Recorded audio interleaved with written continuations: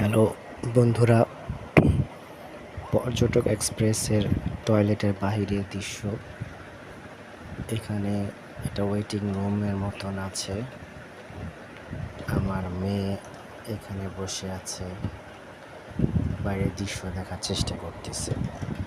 আমরা কিছুক্ষণ পরে ওয়াশরুম কীভাবে ইউজ করতে হয়, ভিতরে কীরকম পরিবেশ সেটা দেখানোর জন্য চেষ্টা করব।